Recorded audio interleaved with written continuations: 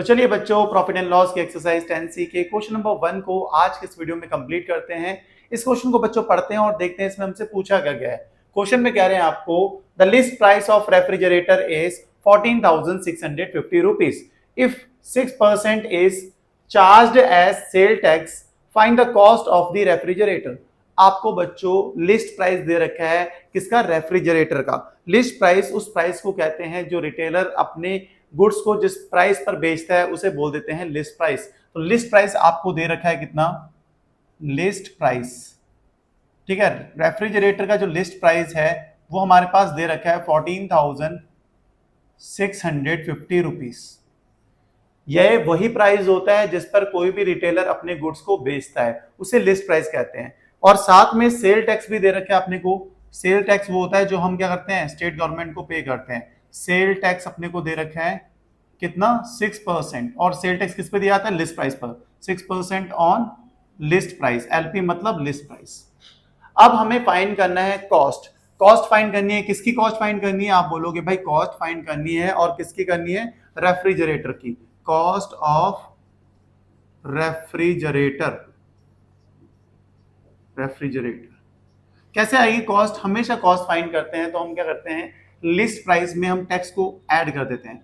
LP मतलब list price plus sale tax, ST मतलब sale tax. तो हम क्या करेंगे, लिस्ट प्राइस में सेल टैक्स को ऐड कर देंगे तो हमारे पास कॉस्ट आ जाएगी। ठीक है, तो हम यही करने वाले हैं। लिस्ट प्राइस हमारे पास दे रखा है बच्चों 14,650 रुपीज। ये है हमारा लिस्ट प्राइस। आप बोलोगे बिल्कुल यही है लिस्ट प्राइस। तो मैंने कहा भाई सेल टैक्स कितना था? सेल टैक्स भी देख लो। सेल टैक्स है 6% on list price. 6% on list price. आप बोलोगे सही है, यहां तक तो समझ में आ रही है बात। आगे भी आएगी, देखो बच्चों 14,650 प्लस परसेंट को हटाते हैं तो 100 से करते हैं डिवाइड, मल्टीप्लाई, लिस्ट प्राइस दे रखा है 14,650। इस लिस्ट प्राइस की जगह पे हमने प्लेस कर दिया लिस्ट प्राइस की वैल्यू 14,650 रुपीज। अब देखो बच्चों, इस जीरो से ये जीरो गया, आप बोलोगे बिल्कुल गया। आगे देखिए 2 3 जा होता है 6, 2 5 जा होता है 10। आप बोलोगे यहां तक भी सही है। आगे देखते हैं 5 से इसे कैंसिल आउट करते हैं। देखो 5 2 जा 10, 46, 5 9 जा 45, बिल्कुल सही होगी। 15 5 3 जा 15। तो आगे बढ़ते हैं, यहां पे हमारे पास आ गया है 14,650 प्लस, ठीक है। अब क्या करना है हमें मल्टीप्लाई करना है 3 को 293 से। अगर 3 को 293 से मल्टीप्लाई करेंगे तो कितना आएगा? 3 3 जा होता है 9, 3 9 जा 27, 7 2 कैरी पे, 3 2 जा 6 और 2 8, 879 आ गया। अब 14,650 रुपीज में 879 ऐड करेंगे तो कितना आ जाएगा हमारे पास? 15,529। ये आ गया अपने पास कॉस्ट जो हमें फाइंड करनी थी। रेफ्रिजरेटर की जो कॉस्ट होगी वो क्या होगी? तो हमने ये कॉस्ट फाइंड कर ली, 15,529 रुपीज होगी। यही था हमारा आज का क्वेश्चन। समझ में आया होगा भाई। एक बार रिवाइज करते हैं, कंसेप्ट को स्ट्रॉन्ग करते हैं ताकि एग्जाम में आए और हम आसानी से कर पाए और देखकर मजा भी आए कि हाँ यार ये क्वेश्चन वही है जिस पर हमने इतनी मेहनत करी थी।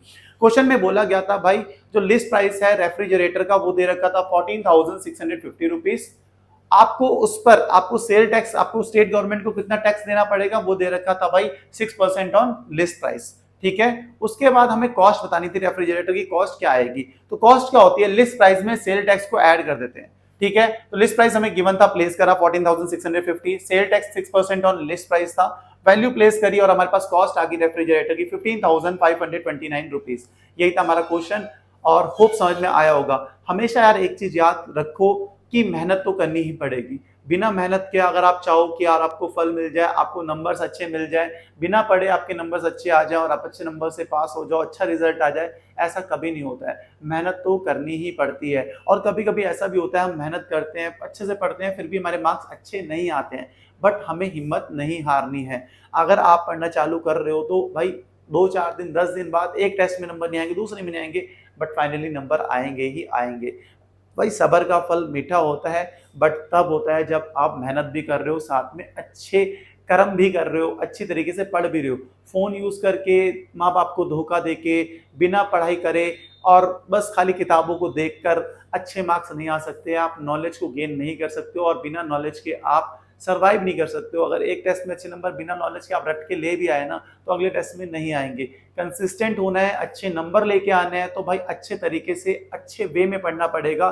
खाली टाइम पास करने से कुछ नहीं होने वाला है। ये बात जितनी जल्दी आप समझ जाओगे उतना आपके लिए अच्छा होगा। इसी अच्छी बात के साथ आज की इस वीडियो को खत्म करते हैं। मिलते हैं नेक्स्ट वीडियो में नेक्स्ट क्वेश्चन के साथ। तब तक के लिए bye bye, good night, take care.